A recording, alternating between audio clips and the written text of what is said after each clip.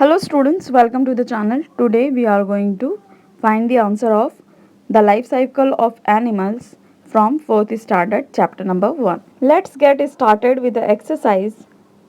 See the first one, it takes 20 to 22 days for a chick to emerge from a hen's egg. Would the young ones of other birds also take the same number of days to hatch? अब एक मुर्गी के अंडे को 20 से 22 दिन लगता है बाहर आने में।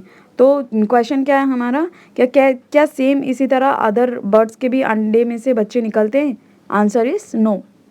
Second, you must have seen dragon flies hover over grass. Which stage of their life cycle is this? The egg, larva, pupa और adult. So आंसर आएगा adult. तो आप सभी ने देखा है कि जो लार्वा होता है कैसा छोटा सा होता है ना। अब यहाँ पर देखो ये जो ड्रैगन फ्लाइज है उसके पूरे पंख भी आ गए हैं और पूरा मतलब पूरी तरीके से वो डेवलप हो चुका है. Then answer is adult. Third one, when you take a bunch of leafy vegetable to sort it, you may find holes of different sizes in the leaves. Some leaves may have been nibbled at the edges. What do you think is the reason for that? जब हम कभी भाजी लाते हैं घर में तो देखो कोई कोई पत्तों पे ऐसा छोटा छोटा खड्डा रहता है या तो साइड वाली पत्ती कटी हुई रहती है. तो क्या आपके ख्याल में वो क्यों ऐसा होता है?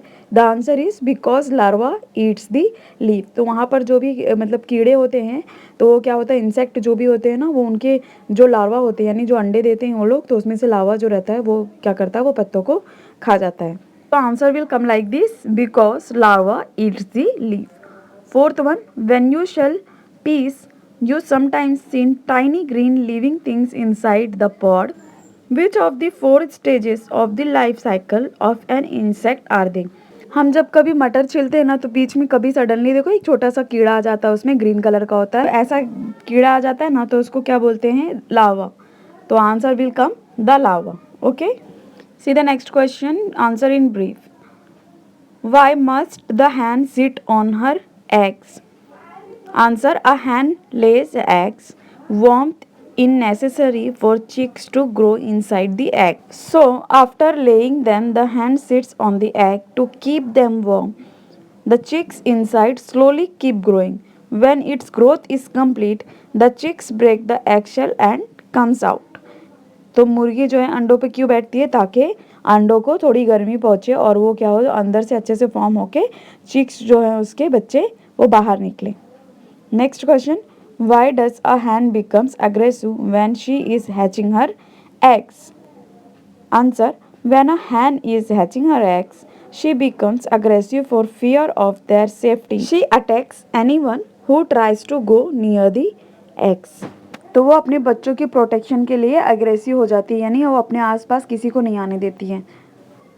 Question 3, which are the 4 stages of life cycle of a butterfly? तो बटरफ्लाई के लाइफ साइकिल में जो 4 स्टेजेस हैं वो बताना है. This is given on page number 4.